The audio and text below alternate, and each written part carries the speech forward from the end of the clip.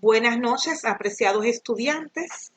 En esta ocasión vamos a seguir desarrollando los problemas de aplicación de movimiento rectilíneo uniforme.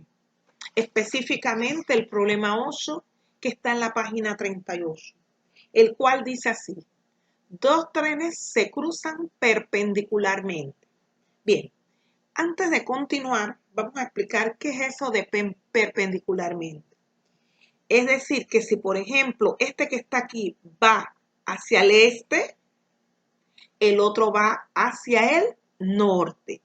En otras palabras, entre ellos hay un ángulo de 90 grados. Perpendicularmente significa que existe un ángulo de 90 grados.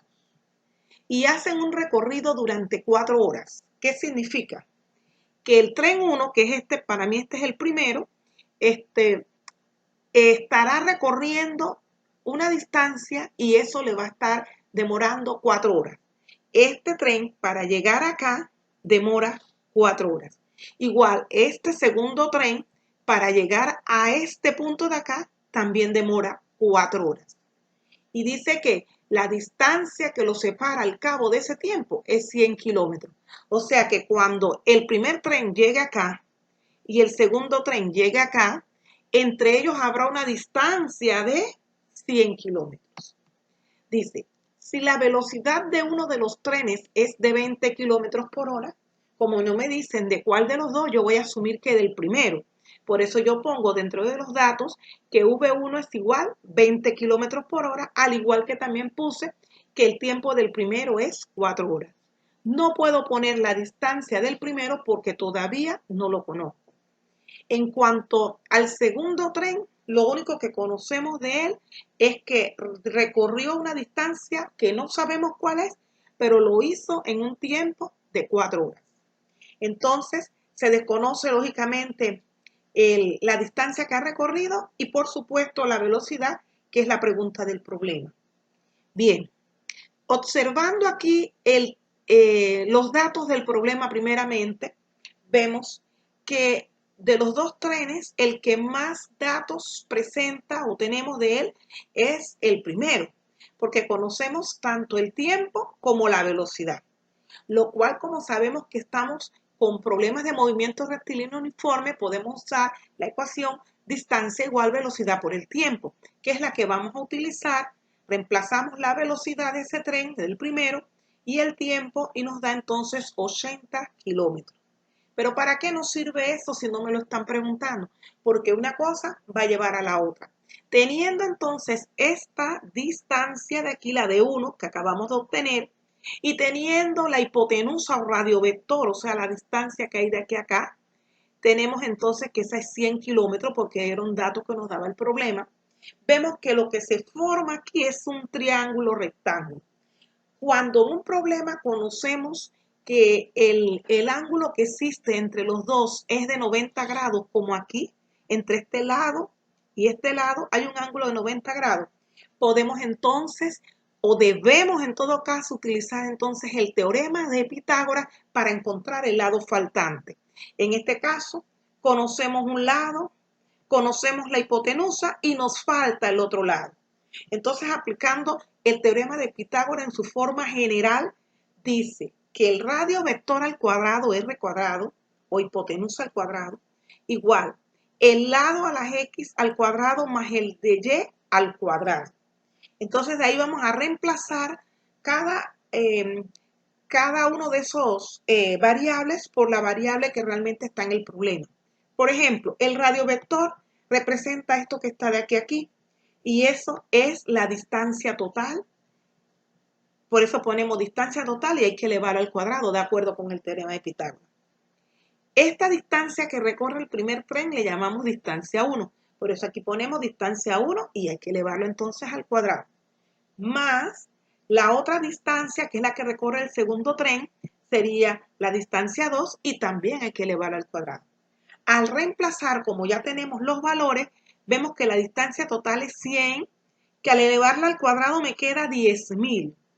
Y vemos que la distancia del primer tren es 80, que al elevarla al cuadrado me queda 6.400.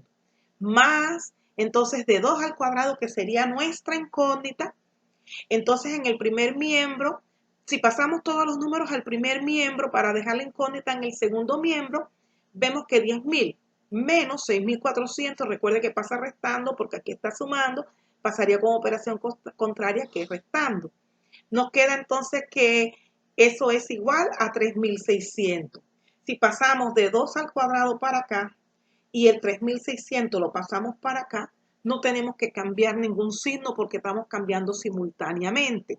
O lo puede ver así, cambia el signo si quiere, le quedaría negativo y negativo y luego multiplica por menos 1 y nuevamente le quedan entonces los dos positivos. Y al extraer la raíz cuadrada, porque como está al cuadrado, no me interesa la de 2 al cuadrado, sino la de 2 sola. Por eso hay que extraer la raíz cuadrada. Pero como es una ecuación, lo que se hace aquí, se hace también en el segundo miembro.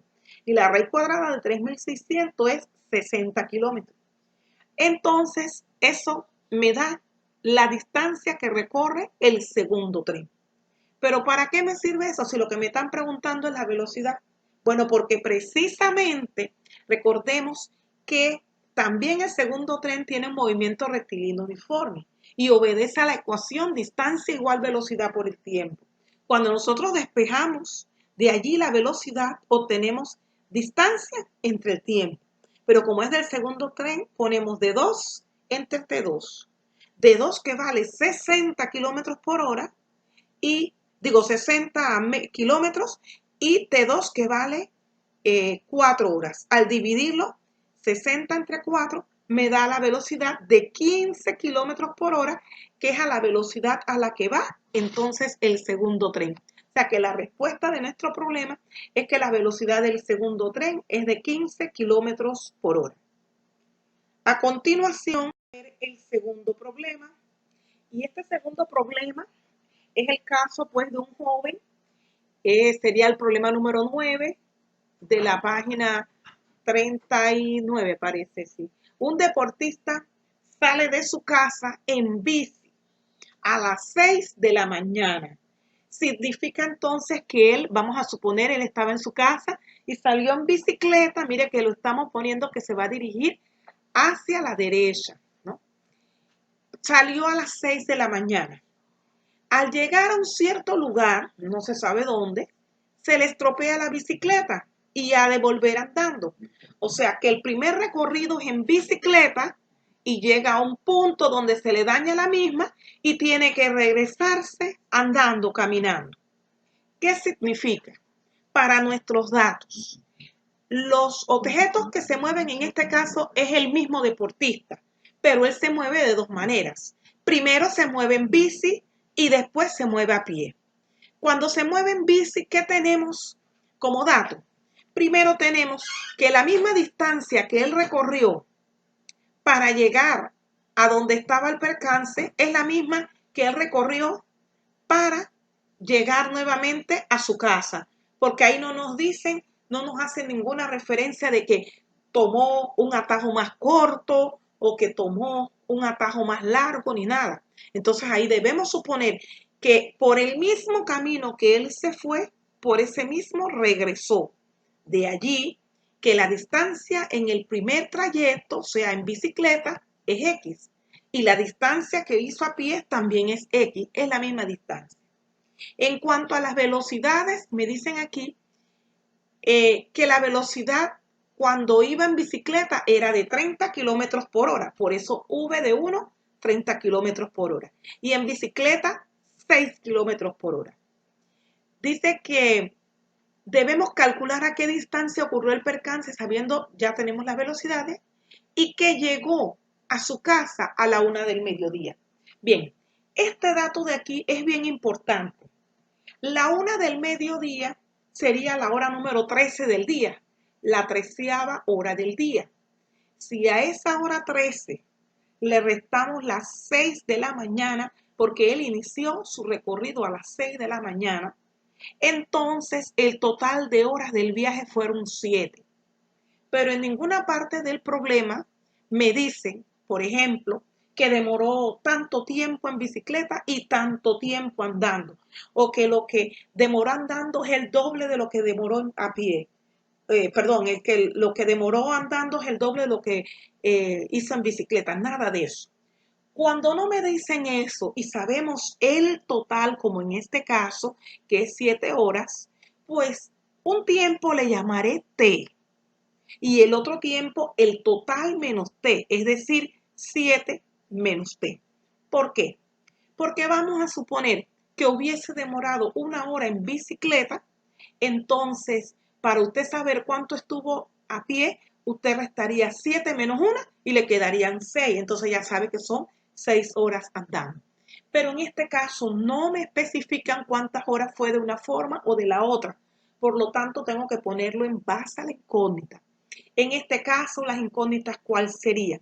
Al tiempo 1 le llamaré T y al tiempo 2 el total que es 7 menos T.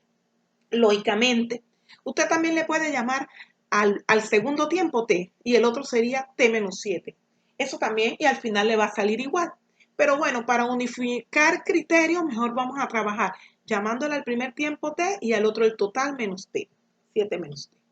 Bueno, como ya tenemos los datos suficientes, planteamos siempre la ecuación de cada uno. La ecuación del primero, D1 igual a V1 por T1. ¿Cuánto es lo que recorre el ciclista hasta llegar a donde está el percance, donde le ocurrió el accidente, que se le dañó la bicicleta? Recorre una distancia X. Por eso donde está 1 ponemos, de 1 ponemos X. ¿A qué velocidad iba? A 30 kilómetros por hora. Por eso aquí ponemos 30. ¿Qué tiempo le tardó? Le tardó un tiempo T. En vez de T1 le ponemos T porque esa es nuestra incógnita. Así que la ecuación para el movimiento en bicicleta es X igual 30T. Ya tenemos la ecuación para el primer recorrido. Ahora vamos a ver la ecuación del segundo recorrido. Cuando el joven se regresó a pie, tenemos que también fue un movimiento rectilíneo uniforme. Por eso la ecuación distancia igual velocidad por el tiempo. Pero hay que reemplazar los datos correspondientes a esa situación. En este caso, la distancia que recorre es X, la velocidad es de 6 kilómetros por hora. Abrimos paréntesis, ¿por qué? Porque el tiempo está formado de 2 términos. Y si no ponemos el paréntesis, entonces pareciera que el 6 solamente se está multiplicando por el 7. Y no es así, se está multiplicando tanto por el 7 como por la T. Así que es importante poner el paréntesis aquí. Resolviendo nuestra ecuación tenemos que 6 por 7 es 42 y 6 por menos T es menos 6T. De manera que ya tenemos la primera ecuación que la marco con un asterisco y la segunda ecuación que también la marco ahora en este caso con 2 asteriscos. Y en ambas está despejada la incógnita X. Por lo tanto, yo puedo ahora igualar X igual a X. ¿Cuánto es la primera X? La primera X es 30T. Por eso, donde dice X, voy a poner 30T. ¿Cuánto es la segunda X? Es 42 menos 6T. Lo reemplazo, 42 menos 6T. Ahora, trato de dejar las incógnitas en el primer miembro, para lo cual el menos 6T está restando en el segundo miembro, pasa al primero sumando. Y el 42 se queda ahí. Aquí me daría 36T. Recuerden, los términos semejantes son los que se pueden sumar y restar, ¿verdad? En esto me daría 36T. Y del otro lado me queda 42. Si yo quiero despejar la T, esa T está acompañada por el 36 que está multiplicándola.